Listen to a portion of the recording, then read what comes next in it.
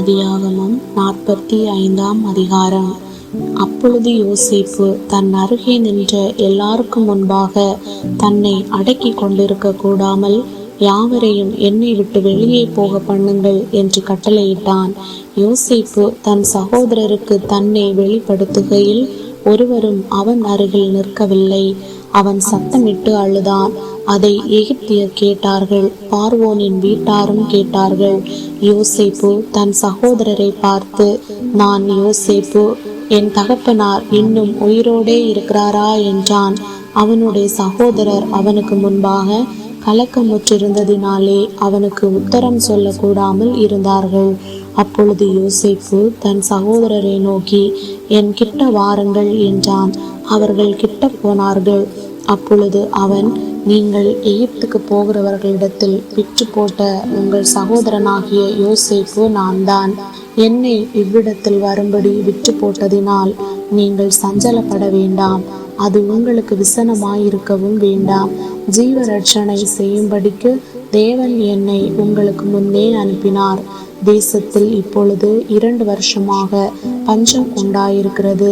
இன்னும் 5 வருஷம் உழவும் அறுப்பும் இல்லாமல் பஞ்சம் இருக்கும்.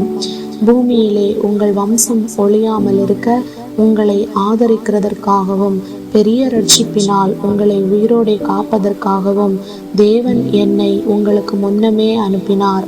ஆதலால் நீங்கள் அல்ல, தேவனே என்னை இவ்விடத்துக்கு அனுப்பி என்னை பார்வோனுக்கு தகப்பனாகவும் அவர் குடும்பம் அனைத்திற்கும் கர்த்தனாகவும் எகிப்து தேசம் முழுதுக்கும் அதிபதியாகவும் வைத்தார்.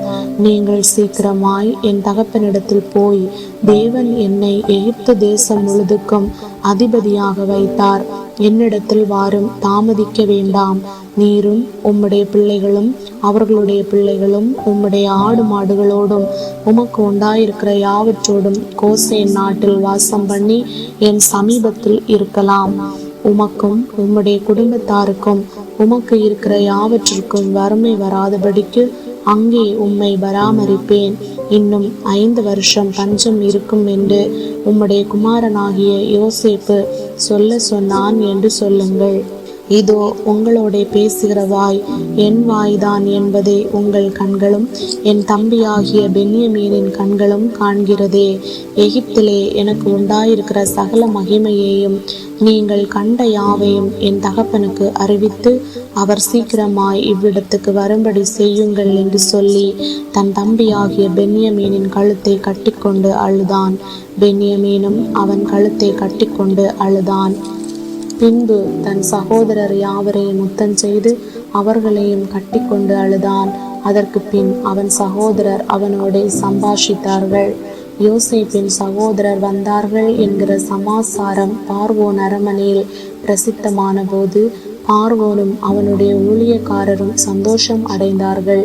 பார்வோன் யோசேப்பை நோக்கி, நீ உன் சகோதரரோட சொல்ல வேண்டியது என்னவென்றால், உங்கள் கழுதைகளின் மேல் பொதியேற்றி கொண்டு புறப்பட்டு கானான் தேசத்துக்கு போய் உங்கள் தகப்பனையும் உங்கள் குடும்பத்தாரையும் கூட்டிக் கொண்டு என்னிடத்தில் வாருங்கள். நான் உங்களுக்கு எகிப்து தேசத்தின் நன்மையை தருவேன். தேசத்தின் கொழுமையை சாப்பிடுவீர்கள். நீங்கள் உங்கள் குழந்தைகளுக்காகவும் உங்கள் மனைவிகளுக்காகவும் வண்டிகளை எகிப்து தேசத்திலிருந்து கொண்டு போய் அவர்களையும் உங்கள் தகப்பனுடனே ஏற்றிக்கொண்டு வாருங்கள். உங்கள் தட்டுமுட்டுகளை குறித்து கவலைப்பட வேண்டாம். எகிப்து தேசம் எங்கும் உள்ள நன்மை உங்களுடையதாயிருக்கும் என்று சொல்லி உனக்கு நான் இட்ட கட்டளைப்படியே செய் என்றான். இஸ்ரவேலின் குமாரர் அப்படியே செய்தார்கள். யோசேப்பு பார்வோனுடைய கட்டளையின்படியே அவர்களுக்கு வண்டிகளை கொடுத்ததுமன்றி வழிக்கு ஆகாரத்தையும் அவர்களில் ஒவ்வொருவனுக்கும் மாற்று வஸ்திரங்களையும் கொடுத்தான். பென்யமீனுக்கோ 300 வெள்ளிக்காசையும் 5 மாற்று வஸ்திரங்களையும் கொடுத்தான். அப்படியே தன் தகப்பனுக்கு 10 கழுதைகளின் மேல் எகிப்தின் உச்சிதமான பதார்த்தங்களும் 10 கோழிகை கழுதைகளின் மேல் தன் தகப்பனுக்காக வழிக்கு தானியமும் அப்பமும் மற்ற தின்பண்டங்களும் ஏற்றி அனுப்பினான்.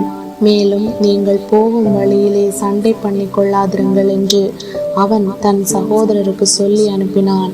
அவர்கள் புறப்பட்டு போனார்கள். அவர்கள் எகிப்திலிருந்து போய் கானான் தேசத்திலே தங்கள் தகப்பனாகிய யாக்கோபினிடத்தில் வந்து, யோசேப்பு உயிரோடு இருக்கிறான், அவன் எகிப்து தேசத்துக்கெல்லாம் அதிபதியாயிருக்கிறான் என்று அவனுக்கு அறிவித்தார்கள். அவன் இருதயம் மூர்ச்சை அடைந்தது. அவன் அவர்களை நம்பவில்லை. அவர்கள் யோசேப்பு தங்களுடனே சொன்ன வார்த்தைகள் யாவையும் அவனுக்கு சொன்ன போதும் தன்னை ஏற்றி கொண்டு போகும்படி யோசேப்பு அனுப்பின வண்டிகளை அவன் கண்டபோதும் அவர்களுடைய தகப்பனாகிய யாக்கோபின் ஆவி உயிர்த்தது. அப்பொழுது இஸ்ரவேல், என் குமாரனாகிய யோசேப்பு இன்னும் உயிரோடு இருக்கிறானே, இது போதும், நான் மரணம் அடையும் முன்னே போய் அவனை பார்ப்பேன் என்றான்.